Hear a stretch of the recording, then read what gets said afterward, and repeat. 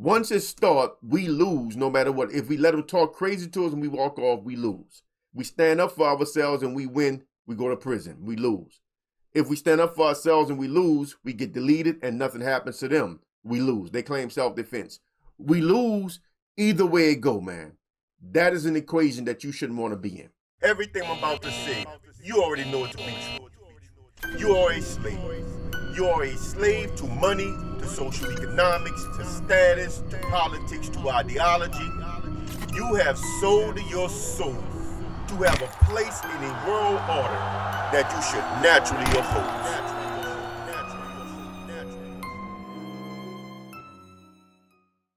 Okay, I've been away for a while, but I want to jump right back into it. I've been on a hiatus, dealing with a lot of family issues. My family getting older, I'm getting older, my brother got health problems. So, I've just been dealing with a lot of stuff out there, but I've been keeping my ear to the streets, to the YouTube streets, and to the social media streets. And one of the things I really want to talk about today is how our proximity to white folks, it presents an existential threat to us as so-called Black Americans.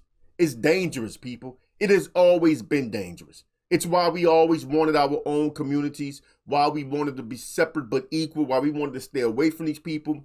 These people represent an existential threat to us. The more in line you are, the more connected you are to the structure of white supremacy, the more emboldened you are because you know you're going to be protected.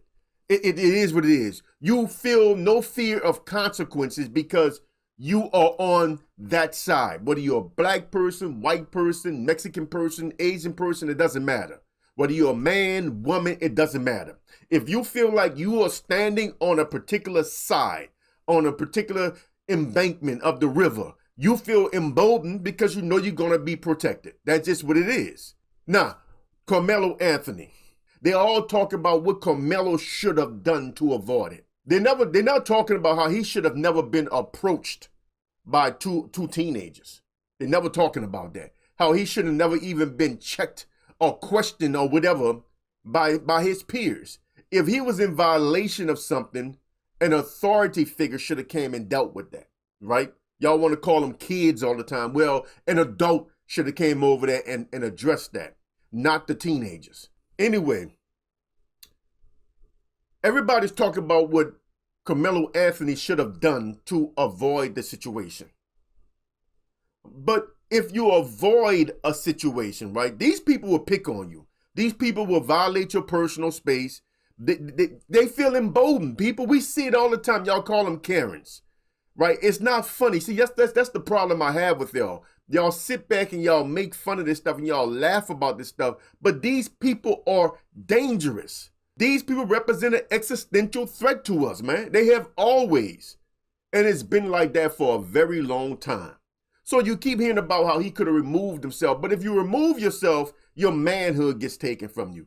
These people curse you out, spit at you, do all kinds of things to taunt you and insult you and disrespect you and belittle you. But you are supposed to just walk away.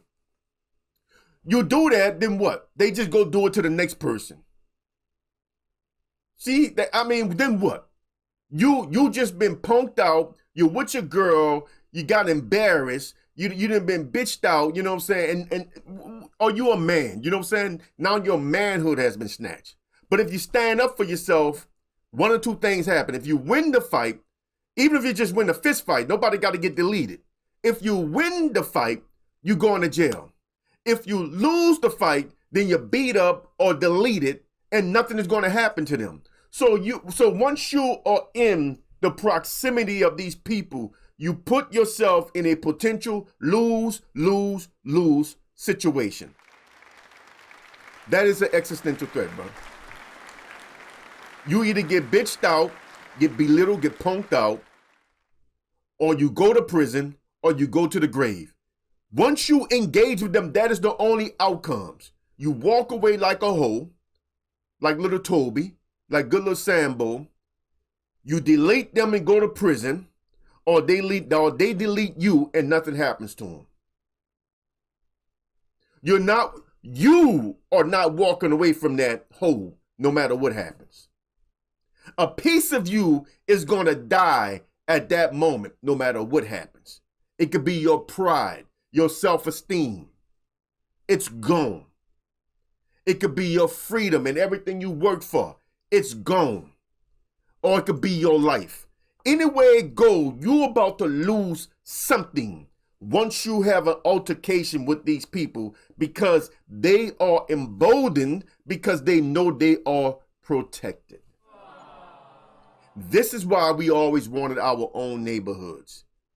Y'all believe that integration was something we wanted. Nah, that was Martin Luther King with all that stuff. He wasn't even that popular among black people. Y'all don't even know y'all history, bro. Most blacks did not support King and integration, people. King was the mainstream mouthpiece. Jesse Jackson and all the mainstream mouthpieces. The average black person enjoyed segregation. They didn't want to have no parts of these people, because when you got these people policing you, you are in a constant danger. A constant danger. When you're interacting with these people, especially the wrong kinds, you're in constant danger. And today, these people are walking around with guns, bruh. I mean, they are trigger happy. They want to shoot something because they don't believe nothing is going to happen to them. And they know if they're in the right county. See, this is something they start to learn. They start to learn about the benefits of the county.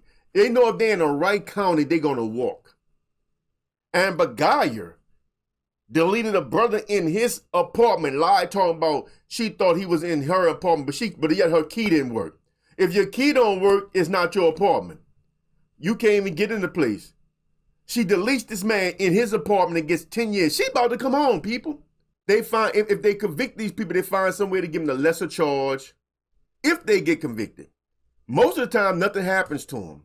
So I need you to understand that this proximity is also psychological. It's also idealistic. The more you want to be like them, the more you put yourself in danger. Too many blacks have the white folks' belief system, have the white folks' minds. That's why you get these coons online talking about how Carmelo Anthony should have walked away. He should have did it. He should have did it. It's always what we should do, bro. We should do everything but stand up for ourselves.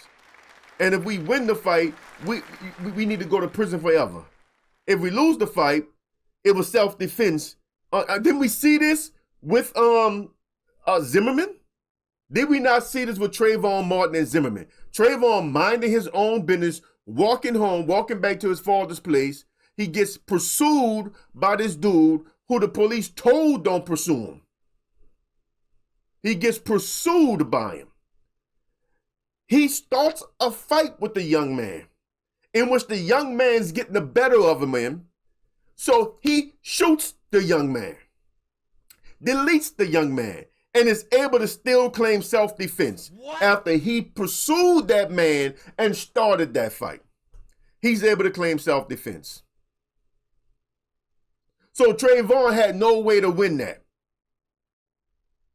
If he let Zimmerman check him and check all his pockets and treat him like a suspect, he just got punked out.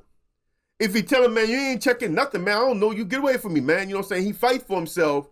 He's wrong. We have no rights when it comes to our dealings with white society. And I'm sick and tired of you coon-ass fake black leaders around here pushing black people deeper and deeper into this system. Enough of this madness, bruh. None of this stuff y'all say is going to change anything, because our problem is that we are under their system. And as long as we are under their system, their people and everybody tied to that system is emboldened to mess with us because they do not fear consequences. They don't fear consequences. I'm tired of it, man. I just don't know. I don't know what I can do to get through to y'all, man. I'm talking to the men, but I'm not even talking to the women. I don't know what I can do to get through to y'all, bro. Y'all just don't want to hear it.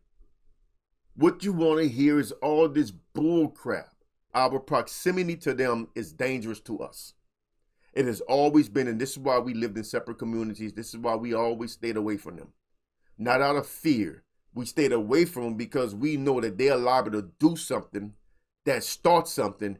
And once they do it, we have no good outcome. Curse us out, bitch us out, talk bad to us, do anything they want to us. And they got like an 80% chance that nothing is going to happen to them. Whereas once it starts, we lose no matter what. If we let them talk crazy to us and we walk off, we lose. We stand up for ourselves and we win, we go to prison, we lose. If we stand up for ourselves and we lose, we get deleted and nothing happens to them, we lose. They claim self-defense. We lose either way it go, man. That is an equation that you shouldn't want to be in. Now you think about that. Like the video, share the video, subscribe to the channel. Until next time, I'm out of here. I'm Brother Kush, a.k.a. the Black Ass. So long.